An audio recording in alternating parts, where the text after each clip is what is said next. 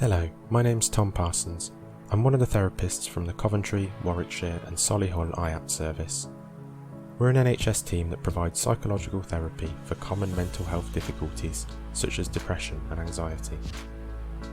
We've decided to put together some short videos to introduce principles and techniques to help us all manage during the coronavirus. When facing a situation that feels threatening and uncertain, such as the coronavirus, emotions like fear and anxiety are completely normal. We can also find ourselves caught up worrying about all sorts of things that may be either unlikely to happen, unpredictable, uncontrollable, or even unimportant. And although this too is completely normal, it's often unhelpful and can cause us to feel even more stressed and anxious. So in this video, we're going to look at a simple principle that might help us to decide upon the best way to focus our resources. There are two types of worry that we can experience. The first are practical worries. These are worries about problems that are in some way within our control, that we actively can do something about. The second are hypothetical worries. These tend to be focused on the future and are often worries about something that is either unlikely to happen, unpredictable, falls outside of our control, or simply isn't that important. When a worry pops into our mind, we can respond in one of two ways. We can either choose to invest our time and energy into it, to be proactive and take action in regards to the worry, or we can choose not to invest our time and energy, acknowledge it and let it go. Investing our time and energy in trying to resolve a worry that is hypothetical, for example, what if somebody I love gets the virus, leads to unproductive worry and rumination. The worry is about something that is unpredictable and outside of our control. Investing in this worry is likely to just make us feel worse with very little benefit. In this instance, choosing to acknowledge the worry, naming it as hypothetical, and then letting it go to refocus our attention back on something in the here and now is a much more helpful way to respond. This doesn't mean that the worry simply goes away. It may come back into our mind, and that's completely normal. But each time that it does, simply greet it, remind yourself that it's unhelpful, and then bring your attention back to the here and now.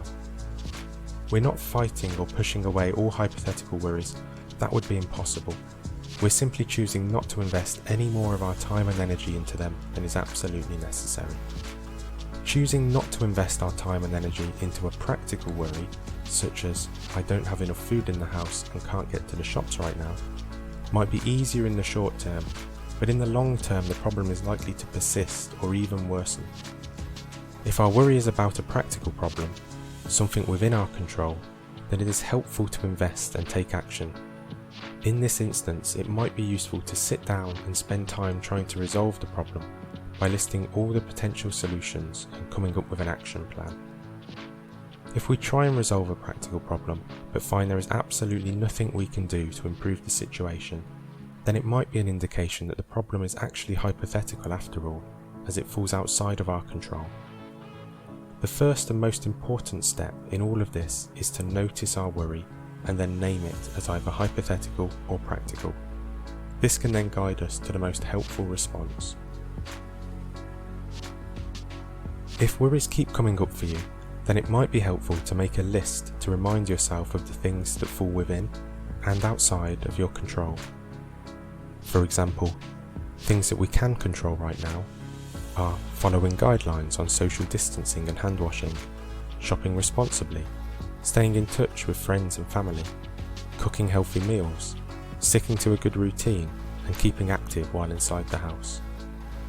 Things that fall outside of our control are the actions of other people, the response of the government, the possibility that somebody we know becomes unwell, how long social distancing rules will apply, whether or not we get the illness and the severity of symptoms, and the stock that may or may not be in the shops.